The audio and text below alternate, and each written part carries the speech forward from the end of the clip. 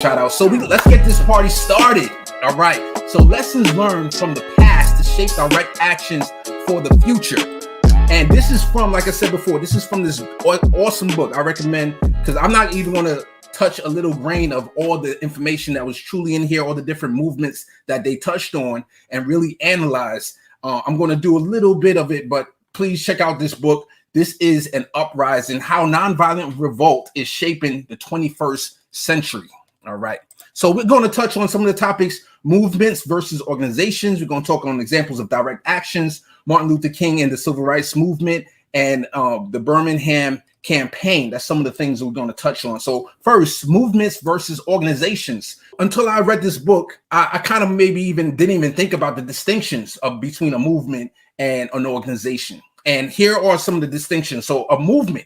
So they had the Occupy movement, right? It had a force of vote as an example of a movement. It's basically something that happens real quick. The George Floyd movement, you could say that it's something that happens real quick, and it galvanizes, it captures the imagination, it captures the citizenry, and it definitely motivates people. But here we go with some of the bullet points. It says take immediate action to get immediate results, right? That's some points of the movement. Take action despite resistance from organizations and institutions like union leaders. So let me just expound on this a little bit. Sometimes there's strikes that happens, and it despite the union leader. Sometimes the union leader is the person that's trying to get the people striking to not strike. So an example of this is the basketball situation. You had LeBron James, when George Floyd happened, they were ready to strike. They were ready to stop playing basketball. And who knows if that would have continued, what kind of, maybe we would have got rid of qualified immunity. In the moment, we didn't see a year later where we are now, when Tim Scott and it was Cory Booker, they said, oh, we're going to come together and we're going to come up with reformation and we're going to make something happen. That thing is done. Yes. You don't hear about it. But at the time when LeBron James and a lot of the basketball people saying, you know what, even though it was COVID and all this stuff going on, we're going to stop playing. And what happened? Former President Obama now, he got together with Chris Paul, who's the head of the players union, and they had a conversation and they decided, oh, there's other ways that we can fight for reform and whatever it was. I don't even know what that was, but nothing came out of it. So this is an example of union leaders kind of doing things despite what the resistance wanted. Okay, so more likely to take risk because of lack of worry about case. Yeah. Hey, Case, I want to share something to back you up. Sure, go ahead. You can continue, because I think I covered this on my show, and I explained this with Jimmy Dore when we was covering the worker strikes. Yeah. Because I did not lose my focus on the Nabisco strike that was going on. There are a lot of people who covered it when it was trendy, and then they left their eye off the ball. Yeah. And this is the conversation that we got to have. How do we fight these capitalist unions that undermine the workers? So look, check this out, and I'm gonna share this real quick, and I'll get your guys' thoughts, and then we can continue. So this is reported, War Socialist website. Nabisco workers strike enters second month as company and BCTGM union plot attacks on pay and healthcare. So that's the union that they are under, right? So I'm gonna skip down here.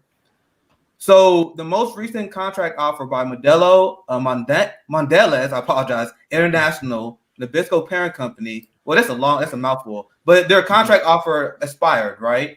The talks are set to resume between Mondelez and the union on Monday. However, the negotiations will not be between two adversaries. Rather, there will be strategy sessions between companies and its union partners on how to secure the company demands. So the union leaders was meeting with the company to try to get the workers to stop striking. Yeah. That's the state in our unions in this country. Yep. Sorry, taste study. Yeah. Nah, 100%. And I was interviewing she was a DSA member one time, and she talked about how the union leaders, they're the ones that they're making six figures. While the people who they're representing is the ones making minimum wage and all this stuff. So they comfortable. We got to put people in these spaces of leaders and in those positions who are feeling the same pain as the people, so that they have skin in the game. And we can't Congress is full of billionaires, and man, we can really go off on a tangent on this, man. But definitely, thank you for bringing that up. This is that was really good. Movements, they don't let you always hear that quote, don't let a crisis go to waste, and that's something that is unfortunate that George Floyd died, but it galvanized people internationally, people all over. There were people in other countries who were tearing down their racist statues. You know how over here we had all the down south, they had all those Southerners, and they were tearing down the statues. In other countries, they were doing that because of the violence of and the what happened to George Floyd was so graphic that it just captured the minds of the people. All right, insurgents are short-lived, so that's a con. It's not a benefit of a movement. It's short-lived, right? And you have to move fast. When it does happen, you have to move fast, and that's why whenever something like that happens, another example is when you have a school shooting, right? And people get galvanized around that. What's the first thing that happens? The NRA, the Republicans, they say, hey, wait, guys, we need to slow down. Let's not put legislation right away. We have to, calm down the people. Let's relax. That's the first thing they do when it's the opposite of what we need to do. We need to go harder, and we need to find out a clear goal. And we're going to talk about this later. Have a clear goal when these movements happen, and then fight for that clear goal. All right. Organizations. So here's an example. An example of an organization is an NAACP, right? And it takes time to build an organization. This is probably a disadvantage, but it's also an advantage at the same time, because once you build an organization, it's harder to tear it down. It's really seeped into the consciousness. Really did. That's why the NAACP has been there for so many years, and it's still going strong to this very day, right? It lasts long once established. But the thing is, a lot of times it works for incremental change, right? And let me be nuanced. There's a good side, and follow me, guys. There's a good side of incremental change, and there's the bad side, right? The bad side is what you just think of Obama right away, and he's Mr. Change, but very small, very incremental change. He didn't think you could do a lot in a fast amount of time. But if you think about a good incremental change, Bernie Sanders, his Medicare for All plan was to go over 4 years, right? Pramila Jayapal was over 2 years. So that's an example of it's going to take time, but that's a good example of change that, they have to prepare. They have to make sure there's scholarships for doctors and they have to build up the infrastructure if everybody's going to be going into Medicare for All. So that there's nuance when it comes to incremental change. Let me chime in also with my take on that. I guess if you call that incremental change, because I wouldn't if you say this is the finish line, but you're just rolling it out over a certain amount of time, I don't really see that, because you have a finish line as incremental change. Okay. So I guess it's just the way you view it. Like the rollout is incremental. Yeah, exactly. But you do know that the finish is 4 years in the example, for example, that you gave. So that's all I wanted to say. Back to your presentation. I agree with that. So top-down approach, that's another thing about organization. It has a top-down approach, and it discourages creative innovation. So back to the NAACP example. If you're a member of an NAACP in whatever chapter, do you think you can go and talk to the president of the NAACP and say, hey, this TikTok thing is popping. We should get a TikTok page or account. It's kind of hard to do that. And it might happen over time, but they're the last to get on board. And by the time they get on board, it's probably whack or whatever. So that's an example of it's hard to be creative and innovative in a big organization. Could become dependent on outside money to stay funded. So this is very important.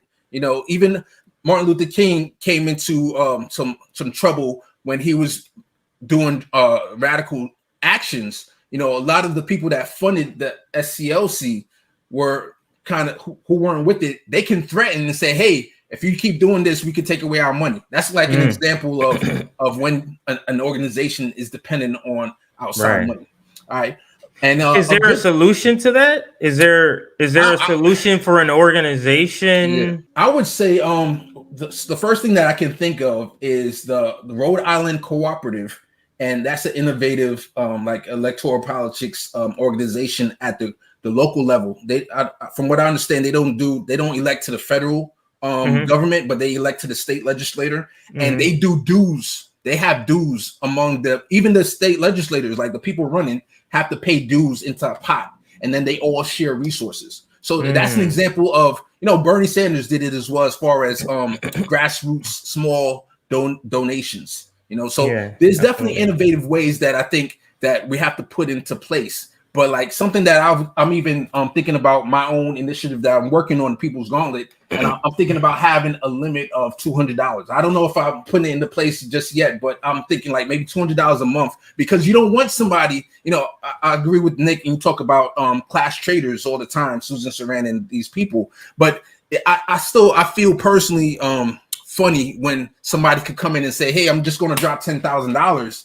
You never know. Okay, but what does that come with? What strings? So I'm like, if I just have a $200 limit, that kind of puts the squash on that. Hey, we talk about the difference between mutual aid and charity all the time. And what a lot of these people are, they're capitalist philanthropists, right? So they just drop the money, but the difference between building horizontal mutual aid structures is building a support system that can maintain a strike or other worker action. So if you're doing that, once again, I'll give you props if you're doing that.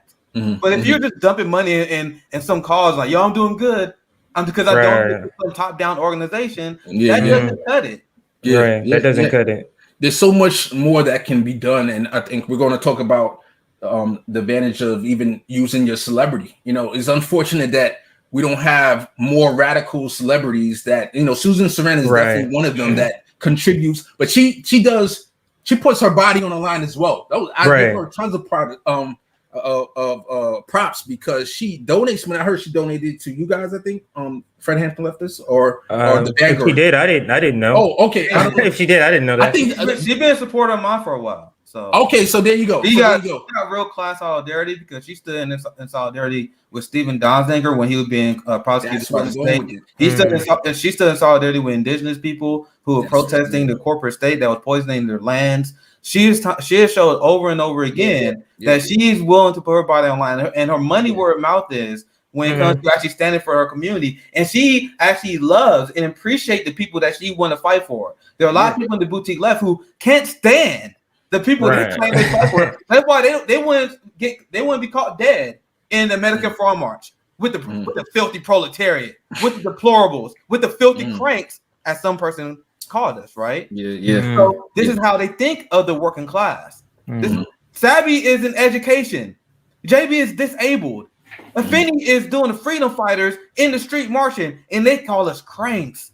What does that say about how they feel about the working class? Go ahead, Case. It's definitely a big deal that I've seen those same footage. Status Quo has interviewed Susan Sarandon on the streets. I didn't see any security guards around her. And that she's a celebrity like Thelma and Louise. Come on. So I definitely give her way more props than just people just giving money. Money's nice, but there's something special about people who put their celebrity on the line to that next level. And her reputation. She's been dogged plenty of times when she went on Chris. Anyway, we could talk about this over and over. Go ahead. Yeah. All right, so I just wanted to definitely point out the differences between a movement. I hope everyone, I don't know if there's any questions, because I'm move on to the next topic in regards to movements versus organizations that we might have come. Right now is the time. I'll just put up a couple of comments where I see somebody just mentioning organizations. So here's one here. Here's one.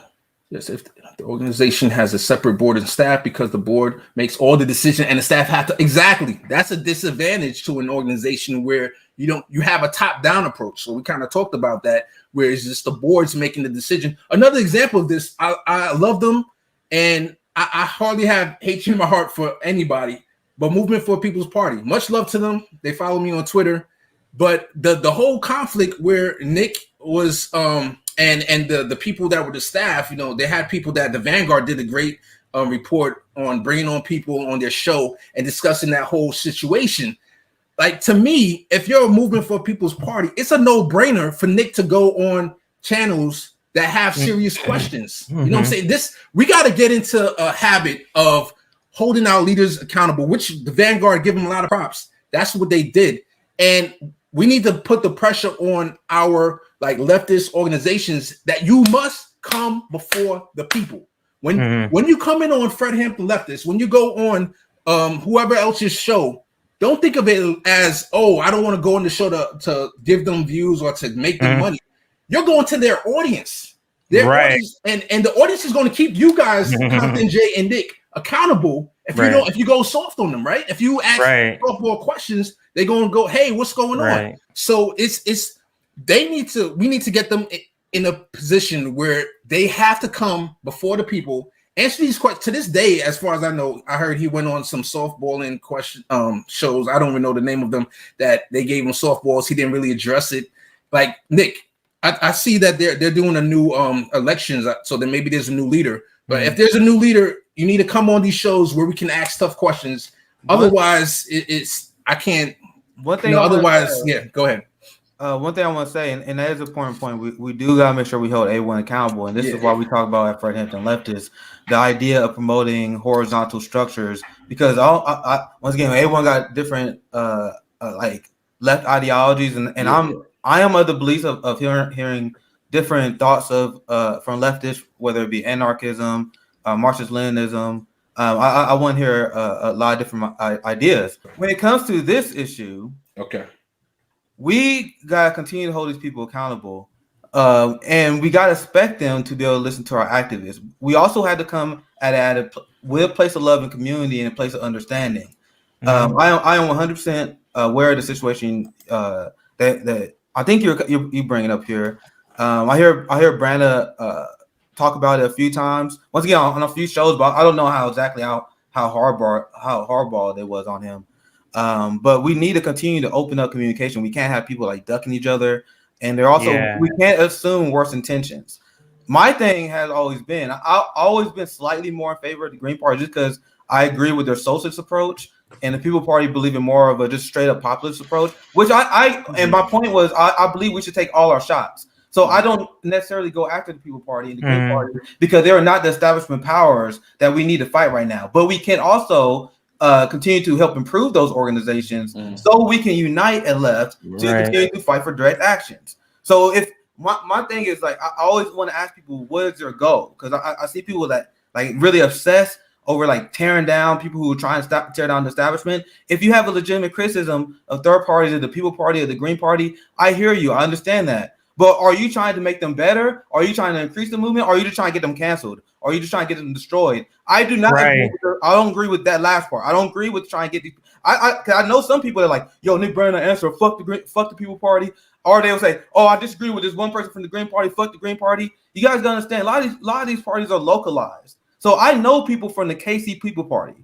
I talk to them. I know people from the KC Green Party. So despite all the criticism you may have international, these are great people that I know that want to fight for the betterment of our neighbors. So why would you want to cancel these people who want to work outside of duopoly just for small disagreements? Right. So I ended with that. That's my kind of take on that. You want to add on that, CJ? But I have these organizations accountable though. But we need to have a horizontal approach, and we need to come at it with a point of community, right? Right. Go ahead. Right.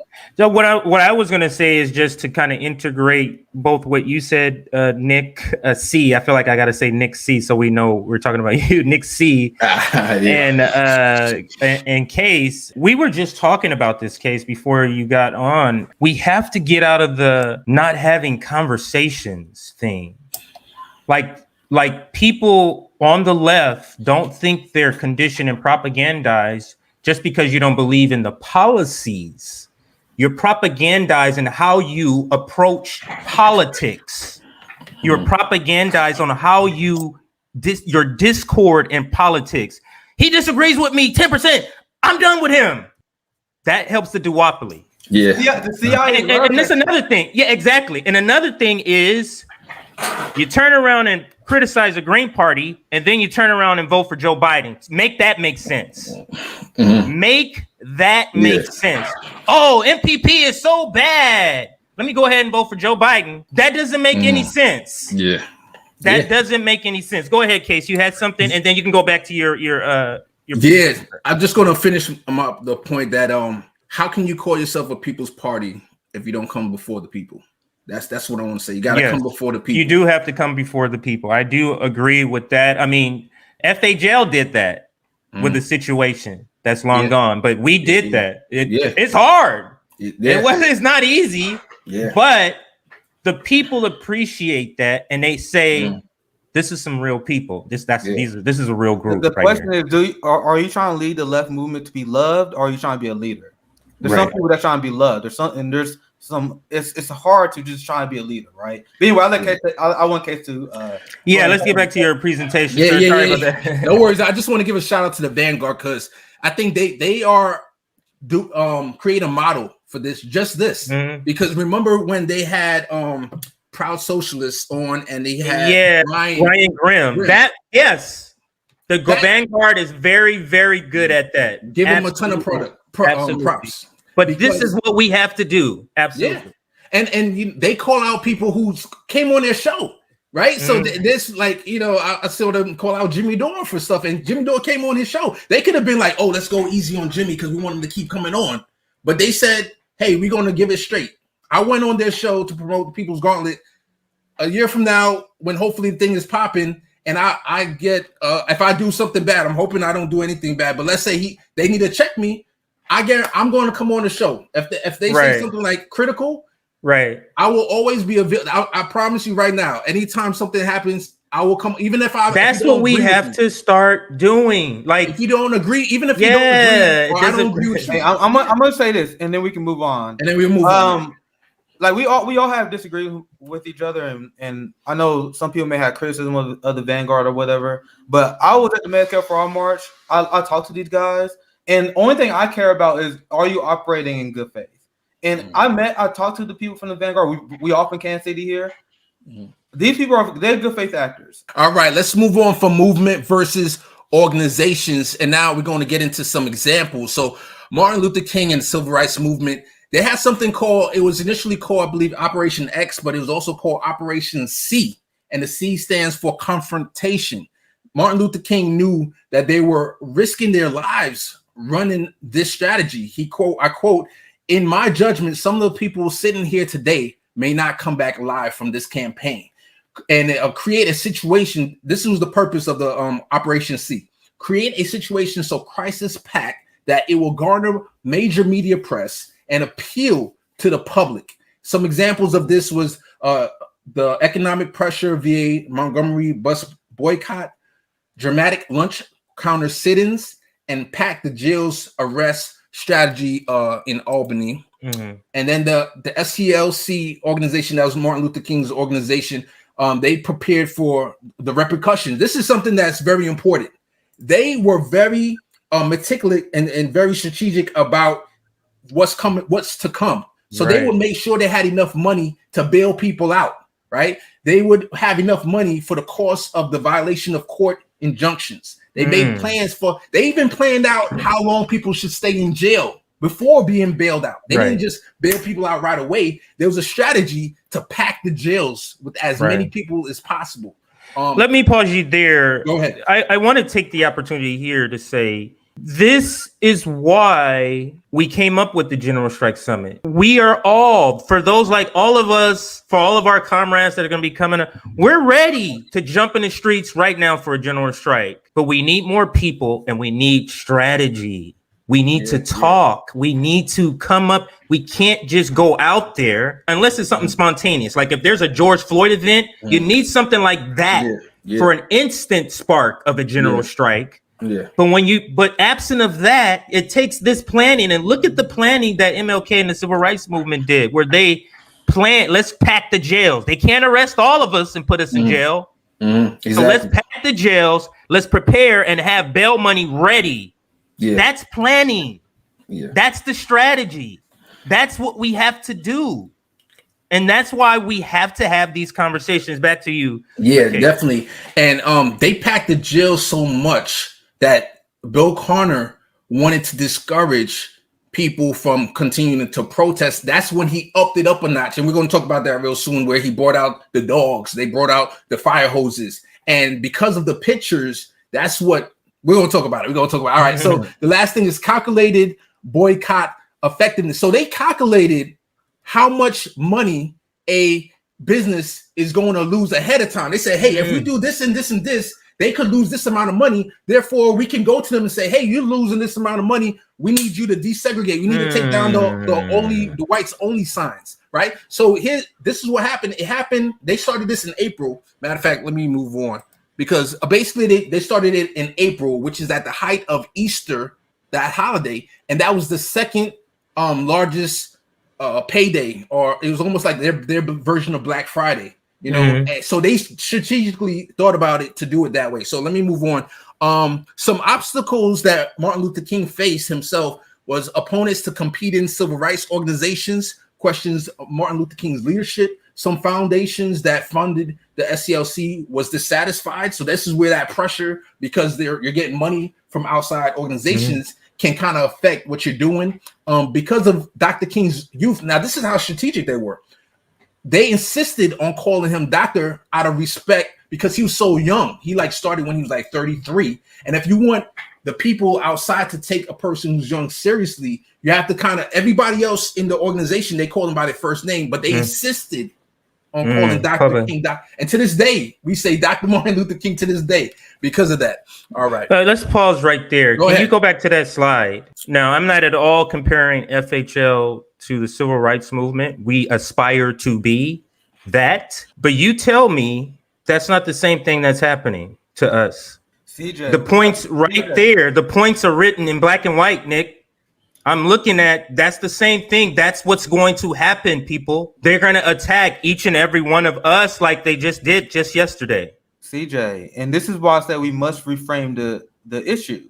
I always reject the liberal premise and the people who think they are progressive, but they repeat the premise.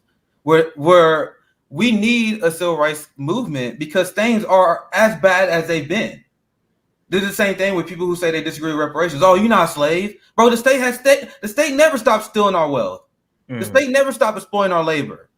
Anyone who has basic critical thinking skills, anyone who read basic history, understands civil asset forfeiture that steals our wealth. They understand that we've been victimized illegally by Wall Street, where they illegally tanked our wealth. So that's why our wealth right now is lower than it was in the civil rights era. Right. But people are like, oh, you wasn't a slave though. Right. It diminishes all of the oppression that Black people has gone on, as if we are owed reparations just for the beatings, just for the actual picking of cotton. That's not what that means. And when we resist, what do they do to us? They commit war crimes against their own populace. They use tear gas. They shoot us with what they call rubber bullets, which is actually still encased bullets. What that actually can make people lose their eyes. Well, it's still encased in rubber. People lost their eyes. People have bones broken. It's a devastating weapon that they use indiscriminately. They use it against Black women in our protests. And people think our country is somehow better on race. We got a paramilitary that was infiltrated by white supremacists, shooting Black activists, indigenous activists with rubber bullets, and they're gassing them. But people don't think we need a general strike to stop this. But sorry, Case, I want you to continue. Yeah, so I just want to be clear. So we're gonna I have to 10:45, 10:50. You'll go closer than that because this has got us going right here. I didn't expect to get going this early, we'll probably take it where the handoff is more like closer to maybe 7:50, 7:55. So if you got to take it to there, that's fine. So go ahead. Cool, we'll try to interrupt less. Go ahead. With proceed. All right. So now we're going to go into the details of Project C, right? This Project C strategy, also known as the Birmingham Campaign, or the Birmingham Campaign is a great example of using the Project C strategy. So the first thing you got to do when you're setting strategy, set a clear goal. So the clear goal in the Birmingham Campaign was to desegregate public facilities in Birmingham, Alabama, by putting pressure on Birmingham's merchants during the Easter season, the second biggest shopping season of the year. They strategically thought to do this. Now you have the leaders. You had Dr. Martin Luther King, Reverend James Bevel, and Fred Shuttlesworth, among others. So they had Martin Luther King was a national figure, and then they had the local figures who came in to lead this and to collaborate and have coalition. Now, this started April 3rd, 1963. It launched with a mass meetings, launch counter sit-ins, and a march on City Hall, and a boycott of downtown merchants, right? So when they first started, they wanted to start earlier, but they didn't gain that much traction. So that's when they brought in Martin Luther King, who's a national figure, to come to the local area, and he was able to garner more volunteers just because of his celebrity for other reasons. So there was retaliation because they were starting to gain success. They started shutting down shops and disrupting the merchants, and people weren't making money. So just 7 days, the retaliation came. April 10th, the city government obtained a state court injunction against the protest, and then they started putting people in jail. Here's the escalation. May 2nd, more than 1,000 African-American students attempted to march because they were able to garner that amount of volunteers. Wow. And also at first they weren't letting the youth join, but then they made a strategic change and said, okay, you know what, these people could get us more bodies in the streets, let's let them join. And it allowed them to join the march into downtown Birmingham, where hundreds were arrested. So this is the thing, hundreds were arrested. The next few days, images of children being blasted by high pressure fire hose, clubbed by police officers, and attacked by dogs appeared on television, in the newspaper, sparking international outrage. So that's that George Floyd moment back then, you know. And Martin Luther King, he thought about how can he be effective. He put his own body on the line, and he got arrested. And that was something his father was telling him, no, don't do it. Other people was telling him, no, don't do it. And he decided to do it. And what did we get out of it? The famous letters from the Birmingham jail.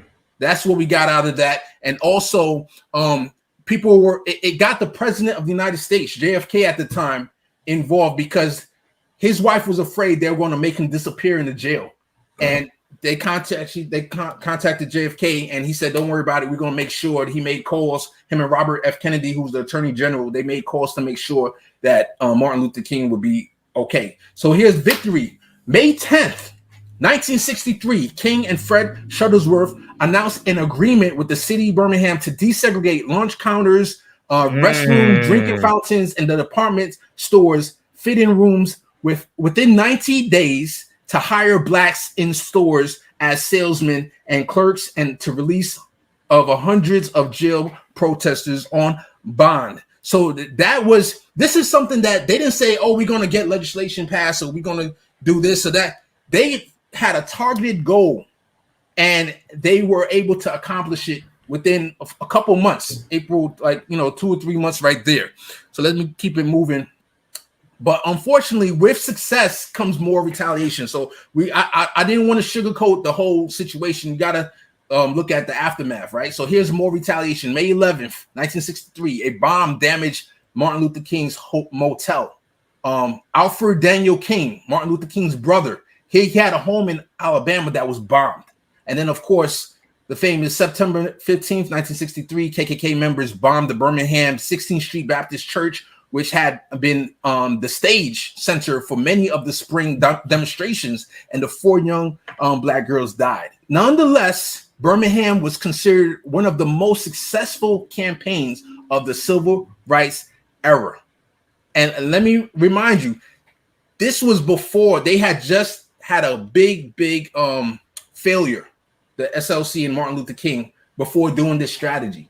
So something I'm going to mention at the end is we always have to keep fighting. We're going to fail. You learn from your lessons and you keep moving. So let me keep it moving. Dangers of not planning ahead. So here's some examples outside of the civil rights movement. There were the color revolutions of 2003, the Rose Revolution in Georgia, that's over in the Russia area, 2004, Orange Revolution in Ukraine. Young people played a critical role in leading the movements, but were unprepared for what would happen after they accomplished their goals. So they wanted to overthrow, the person that was leading at the time. They were corrupt people.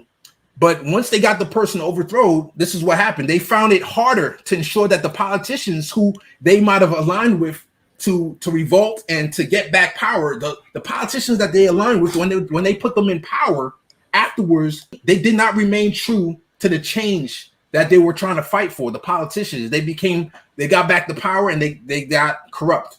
and I'm not talking got back the power from the original person that was there. Okay. I'm talking about the politicians that were aligned with them during the revolt, who was helping them protest, who was trying to build power. Once they got in power, they were the ones that got corrupted. And also, if there's no leader from the movement, from, like, for example, from the youth, they should have probably had a leader. And we talked about this before. People that have skin in the games should be the leader, right? But what happens when there's a power vacuum? So this is the other side of not having electoral politics.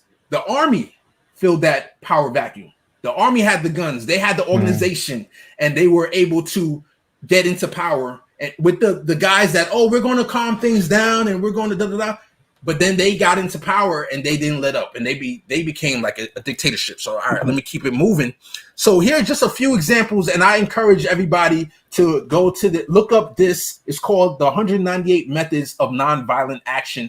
Gene Sharp is a pretty famous theorist, political theorist in this kind of field. And here's just a few that I'm going to touch on real quick. Formal statements. So, of course, public speeches, mass petitions, walkouts, silence, turning one's back. You've seen that happen. Marches, parades. These are just a few examples of direct actions that you can strategize. But I would implore that we're in the 21st century. So there's more ways, there's more innovative ways that we can have direct actions. And that's something that we have to definitely think about. All right. Should a movement have a leader? So let's have that. I know I talked for a little while, so let's get back to discussion. Some pros and cons of a leader having a movement having a leader. Pros: a charismatic leader can motivate, can shape, and grow a movement. So, for example, MLK, Fred Hampton, they help make quick decisions. Sometimes, that's one thing that you could criticize Occupy Wall Street.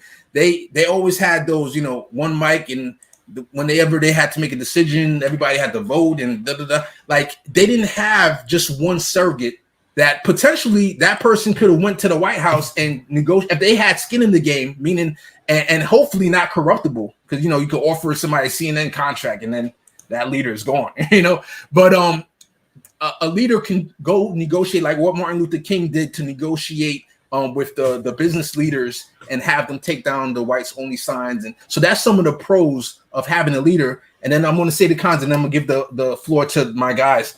A con is if the leader falls, the movement dies. So an example of that, like I just said, leaders getting corrupt or killed, unfortunately, in the case of Fred Hampton. So let me give elected in the case of Bernie Sanders. And that's what happened to that campaign / movement, if you can call it that. Should a movement have a leader, Nick? I'll let you take it first. There's a lot of discussions to have on the pros and cons.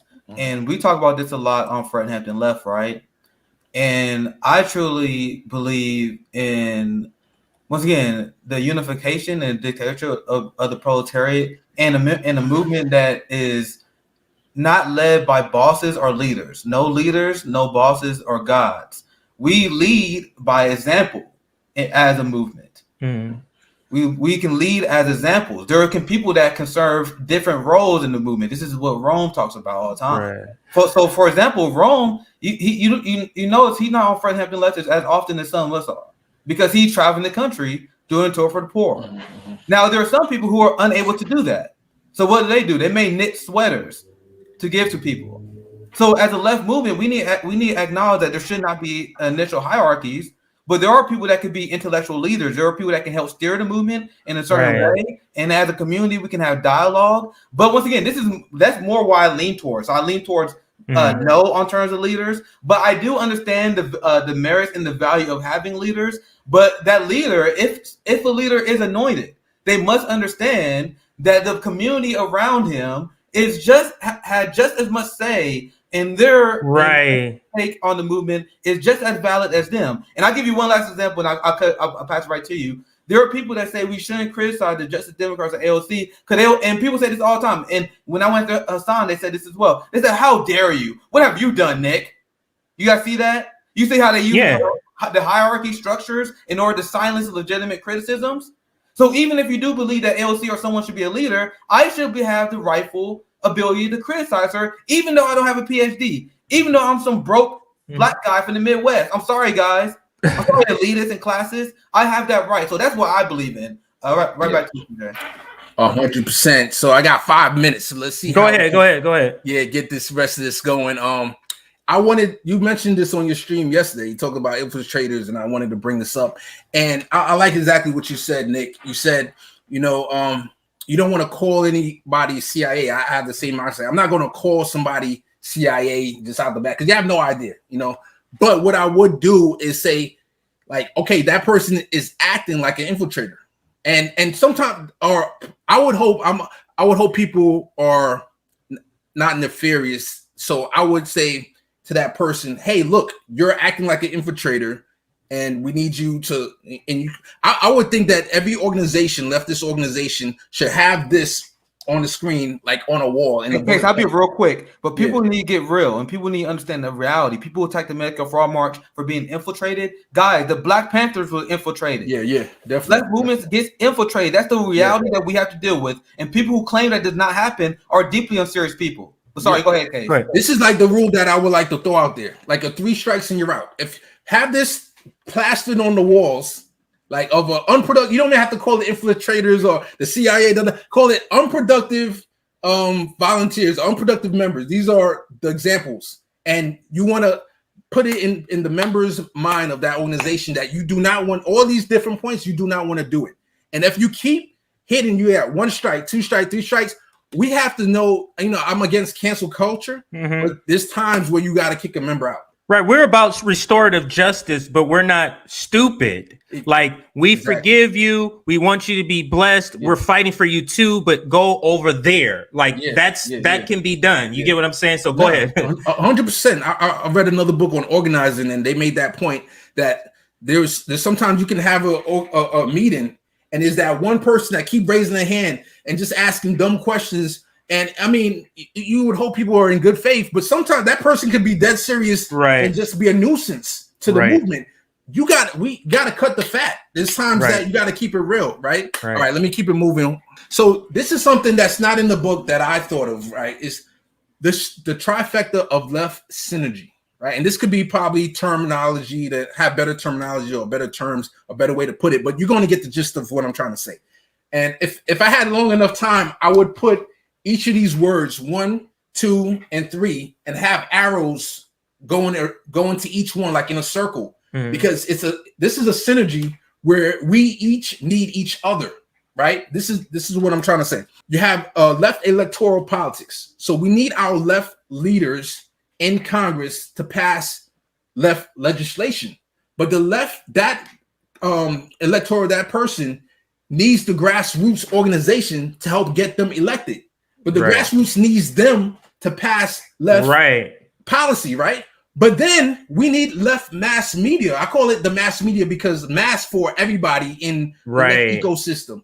Because there's so many flavors. 10 years ago, we had 1 or 2 different people. Right. But today we're blessed to have so many. You can find who you like. You can find somebody that reaches your heart. But I think that even though there's so much division and so many beefs in the left ecosystem, I think all of us could have galvanized if Bernie became the nominee. I believe everybody would have been like, all right, guys, we got our person. Right? Am I right or wrong? All right, thank you. No, I believe you. So I agree. From TYT to Jimmy, I think even Jimmy Dore to whatever, if 2020 Bernie would have got the nomination, we could have all came together, held hands, and like, yo, let's go. Right? So that's the left mass media that we're talking about, because the mainstream media defeated Bernie. With all the different slanders and all that still happens to this day, from Bernie to India Walton that just happened. And they basically kept talking about the fact that her car got towed because she didn't pay, the registration on a car. And they try to put a person that's poor running for a higher office, and they shamed her for being poor. And that's the local media. So we need each other. And unfortunately, a big qualm that I have is the fact that we have candidates who use the left media to get into office. They go everywhere.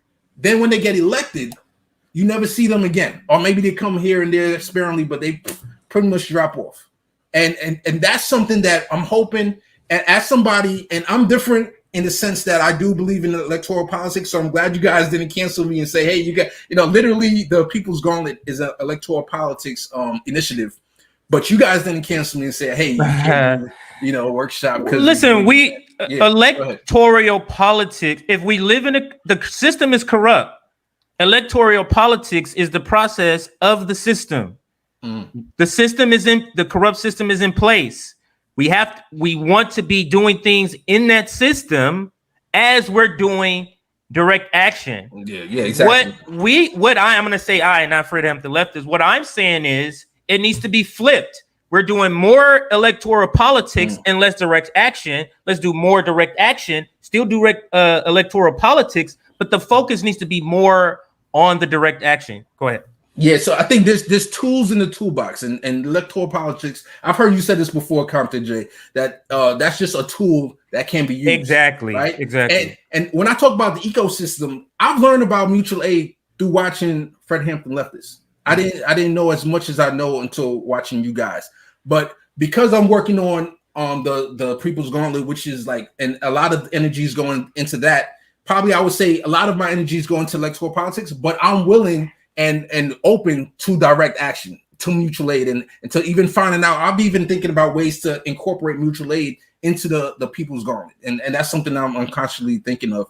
But you guys definitely focus mainly on mutual aid and direct action, while other people can focus. Okay, we over here working on electoral politics, and you might have people over here working on left mass media or whatever else. That's the whole point they believe in top-down structures, and that's what we want to educate people on, the difference between the structures. Right. So once again, you can use electoral politics as a tool as long as it's a horizontal structure. Right. If you actually have a socialist actually running that will get my interest. But most people that was running that's not their format.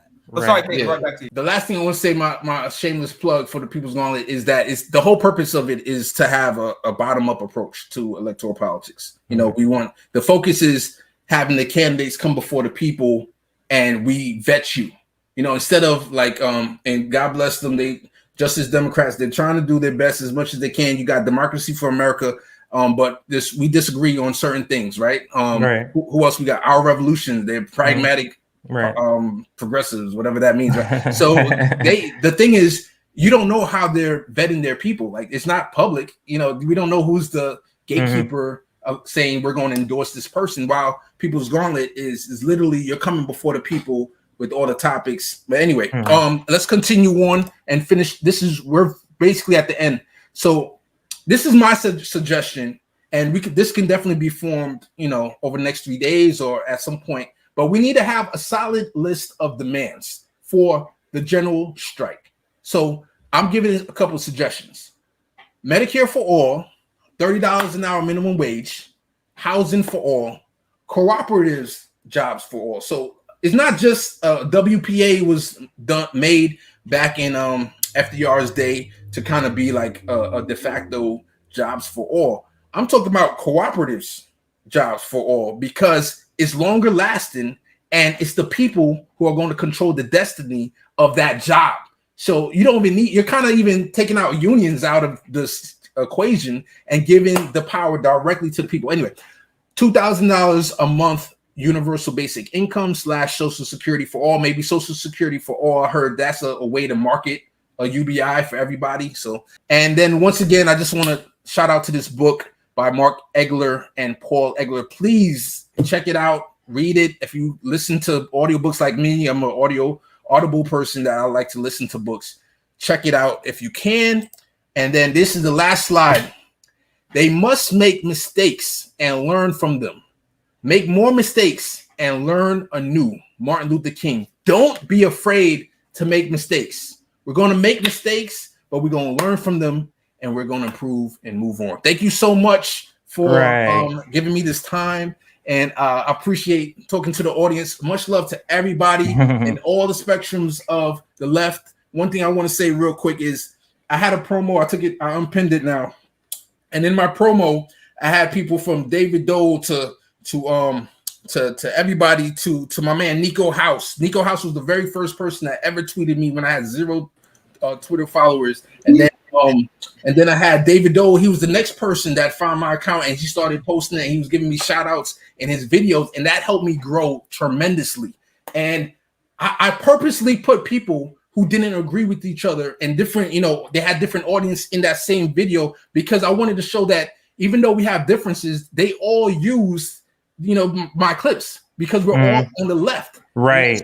So I wanted to show solidarity with everybody. And there were people in the comments that were like, oh, this guy's the boutique left and this person is the alt left, and all different names. And I put a tweet that said specifically, I did that purposely to show that we can work together. Right. Thank you so much. No, thank you, because that was a